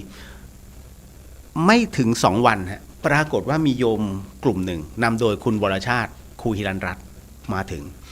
มาเรียนมาถามมากราบพระอาจารย์ภัสกรที่ธรรมสถานคุณวรชาติบอกว่าท่านครับผมอยากจะนิมนต์ท่านเนี่ยให้เป็นส่วนหนึ่งในการที่ตามหาวัดที่หายไปก็คือวัดอนาคามีโอ้โหพอพูดถึงอนาคามีปุ๊บเราก็ยืนอยู่ตรงนั้นปากอยากจะบอกว่ากูเพิ่งไปขุดมา นะฮะแต่คราวนี้เวลาผู้ใหญ่เขาทำเนี่ยเขาจะต้องมีหลักฐาน คุณวรชาติก็เลยต้องไปหาว่าปัจจุบันยังมีพระรูปไหนที่ยังคงอยู่ในสมัยครูบาเจ้าศรีวิชัยปรากฏว่าณตอนนั้นเนี่ยที่ยังหลงเหลืออยู่มีด้วยกัน2 รูปฮะรูปแรกก็คือครูบาดวงดีสุพัทโธนะแห่งวัดท่าจำปีตอนนั้นเนี่ยครูบาเป็นพระภิกษุเหลือรูปสุดท้ายเลยของเชียงใหม่ที่เป็นศิษย์ของครูบาเจ้าศรีวิชัยที่ยังหลงเหลืออยู่จึงนิมนต์พี่วรชาติจึงไปหาครูบาดวงดีที่วัดท่าจำปีแล้วก็นิมนต์ท่านมาดูครูบาดวงดีก็ชี้ว่าใช่ตรงเนี้ยคือวัดอนาคามีแล้วหลังจากนั้นเนี่ยสัก3 เดือนมั้งครูบาท่านเรียกว่าอาพาธหนักแล้วก็มรณภาพลงแต่ถือว่านี่คือหลักฐานสำคัญที่ท่านมาชี้นะฮะรูปอันนั้นคือตอนเป็นพระหลังจากที่ครูบาเจ้าดวงดีนั้นมรณภาพลงพี่วรชาตินั้นลงทุนย้ายทั้งหมดก็คือหน่วยเสือไฟเนี่ยให้ออกมาข้างนอกลงทุนให้เลย5 ล้านปลูกให้เลยนะฮะก็เป็นสำนักงานอยู่จนถึงปัจจุบันนี้ด้วยทุนส่วนตัวของพี่เขาและทำการบูรณะเป็นให้เกิดวัดอนาคามีขึ้นอีกครั้งหนึ่งนะฮะคือมันมีเรื่องอาถรรพ์เกิดขึ้นอยู่ตรงนั้นอยู่เรื่อยๆเอาง่ายๆว่ามีเจ้าหน้าที่เสียชีวิตต่างกรรมต่างวาระเนี่ยโดยไม่ทราบสาเหตุที่สำนักงานเลย3 คนด้วยกันต่างกรรมต่างวาระนะต่างปีกันนะฮะเขาก็เลยกลัวเจ้าหน้าที่กลัวมากนะว่ามันเป็นเพราะอะไรก็ไม่รู้ว่าตัวเองนะปลูกออฟฟิศเนี่ยค่อมไปตรงที่ฐานอุโบสถเก่าพอถึงตรงนั้นเสร็จปุ๊บเนี่ยเฮ้ยมันเป็นเรื่องที่น่าสนใจหลวงพี่ก็สนใจฮะนะก็เลยดำเนินการร่วมกันฮะในการขึ้นไปสำรวจก่อนนะฮะทั้งนิมนต์ครูบาเจ้าดวงดีวัดท่าจำปีไปชี้ด้วยกันนะฮะจนกระทั่งเริ่มที่จะปักเสาแรกนิมนต์หลวงปู่ทองมาผมก็นั่งอยู่ตรงนั้นน่ะหลวงปู่ทองก็บอกว่าใช่ตรงนี้แหละอนาคามีเพราะว่าตอนนั้นน่ะครูบาศรีวิชัยเนี่ยท่านหิวท่านก็พูดเป็นภาษาเหนือนะว่าเปิ้ลหิวเนาะนะเปิ้ลก็ใช้ให้ตุลุงก็หมายถึงว่าหลวงปู่ทองสิริมังคโลเนี่ยนะฮะท่านตอนนั้นท่านเป็นเนนอยู่นะใช้ให้ตุลุงไปยกข้าวขึ้นมาจากผาลาด ตุลุงก็เดินตึกท่านเล่าน่ารักมากนะตุพี่พัฒกรนั่งฟังไปหัวเราะไปยิ้มไปภูมิใจนั่นแหละฮะนั่นคือจนกระทั่งปัจจุบันบูรณะเสร็จเป็นที่เรียบร้อยอิฐเป็น12 ราศีออกมาเลยนะนั่นคือคุณูปการที่ท่านหาออกมาได้แล้วก็สร้างออกมาเป็นวัดอนาคามีวัดที่ถูกลืมฮะปัจจุบันนี้ล่าสุดที่ผมไปป้องกันไฟป่าเอาของไปวางผมกะจะเดินไปถ่ายรูปนะเป็นทางเข้าเป็นสนามตะก้อไปแล้วแต่อุโบสถจะอยู่ด้านหลัง นะฮะอันนี้ก็เลยบอกก่อนนะฮะว่าที่มาที่ไปของวัดอนาคามีก็คือหลวงพี่ภัสกรเป็นผู้ที่เป็นกลุ่มที่กลับไปบูรณะให้สมบูรณ์ฮะเพราะฉะนั้นวัดพระธาตุดอยสุเทพตอนนี้มีจุดพักครบแล้วโสดาบันนะสกิทาคามีอนาคามีรวมไปถึงความเป็นอรหันต์ก็คือวัดพระธาตุดอยสุเทพครบแล้วนะฮะ4 วัดนี่ฮะคุณอุปการที่ต้องบอกว่าท่านได้สร้างเอาไว้แต่ไม่มีใครรู้น้อยมากปัจจุบันกลุ่มคณะที่ไปบูรณะเอาไว้เนี่ยก็ถูกลืมเลือนก็ถูกแอบอ้างกันไปว่าคนนั้นคนนี้จริงๆไม่ได้นะฮะถามมาสิตรงไหนมั่งของอนูของอนาคามีเนี่ยนะฮะผมเนี่ยเป็นคนที่ไปกับหลวงพี่ตลอดเพราะผมต้องขับรถแทนเดี๋ยวขึ้นไปขึ้นไปนะฮะสนุกฮะบอกแล้วถ้าอยู่กับท่านเนี่ยมีแต่เรื่องราวเพลินๆนะฮะคุณพิมพ์บอกว่าคุณเรียวคุยเก่งคุยสนุกนะคะขอบคุณที่มาแชร์ค่ะ ได้ครับนะขอบพระคุณนะฮะพยายามอยู่นะฮะคุณจินุชาพบท่านครั้งแรกนั้นท่านเทศสามเหลี่ยมภพภูมิตอนนั้นรู้สึกสนุกมาก